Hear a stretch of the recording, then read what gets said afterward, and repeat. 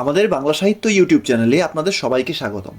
আজকে আমরা নিয়ে এসেছি বিশ্বকবি রবীন্দ্রনাথ ঠাকুরের রচিত নাটিকা অমল ও দইওয়ালা। চলুন আজকের গল্পটি শুরু করা যাক। দই দই ভালো দই। দইওয়ালা দইওয়ালা ও দইওয়ালা, ডাকছো কেন? দই কিনবে? কেমন করে কিনবো? আমার তো পয়সা নেই। কেমন ছেলে তুমি, কিনবে না তো আমার বেলা বইয়ে দাও কেন? আমি যদি তোমার সঙ্গে যেতে পারতুম তো যেতুম। আমার সঙ্গে?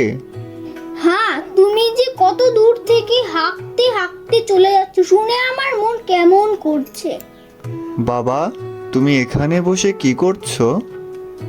কবিরাজ আমাকে বেরোতে বারণ করেছে, তাই আমি সারা দিন এখানেই বসে থাকি। আহা বাছা, তোমার কি হয়েছে? আমি জানি নে, আমি কিচ্ছু পড়িনি, তাই আমি জানি না আমার কি হয়েছে। দইওয়ালা, তুমি কোথা থেকে আসছো? আমাদের গ্রাম থেকে আসছি।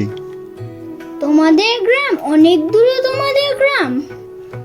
আমাদের গ্রাম সেই পাঁচমুড়া পাহাড়ের তলায়, শামলি নদীর ধারে। পাঁচমুড়া পাহাড়, শামলি নদী, কি জানি, হয়তো তোমাদের গ্রাম দেখেছি, কবে সে আমার মনে পড়ে না। তুমি দেখেছো? পাহাড় তলায় কোনোদিন গিয়েছিলে নাকি? না, কোনোদিনও যাইনি, কিন্তু আমার মনে হয় আমি দেখেছি। অনেক পুরনো কালের খুব বড় বড় গাছের তলায় তোমাদের গ্রাম, একটি লাল রঙের রাস্তার ধারে। ঠিক বলেছো বাবা। সেখানে পাহাড়ের গায়ে সব গরু চড়ে বেড়াচ্ছে। কি আশ্চর্য, ঠিক বলছো। আমাদের গ্রামে গরু চড়ে বই কি, খুব চড়ে। মেয়েরা সব নদী থেকে জল তুলে মাথায় কলসি নিয়ে যায়, তাদের লাল শাড়ি পরা। বাবা, ঠিক কথা। আমাদের সব গয়লাপাড়ার মেয়েরা নদী থেকে জল তুলে তো নিয়ে যাই, তবে কি না তারা সবাই যে লাল শাড়ি পরে তা নয়। কিন্তু বাবা, তুমি নিশ্চয়ই কোনোদিন সেখানে বেড়াতে গিয়েছিলে। সত্যি বলছি দইওয়ালা, আমি একদিনও যাইনি। কবিরাজ যেদিন আমাকে বাইরে যেতে বলবে সেদিন নিয়ে যাবে তোমাদের গ্রামে। যাব বই কি বাবা, খুব নিয়ে যাব। আমাকে তোমার মতো ওরকম দই বেচতে শিখিয়ে দিও, ওরকম বাঁক কাঁধে নিয়ে, ওরকম খুব দূরের রাস্তা দিয়ে। মরে যাই, দই বেচতে যাবে কেন বাবা? এত এত পুঁথি পড়ে তুমি পণ্ডিত হয়ে উঠবে। না না, আমি কখনো পণ্ডিত হব না।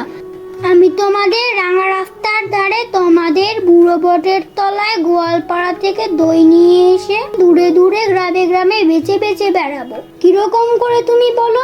দই দই দই ভালো দই, আমাকে সুরটা শিখিয়ে দাও। হায় পোড়া কপাল, এই সুরও কি শেখবার সুর?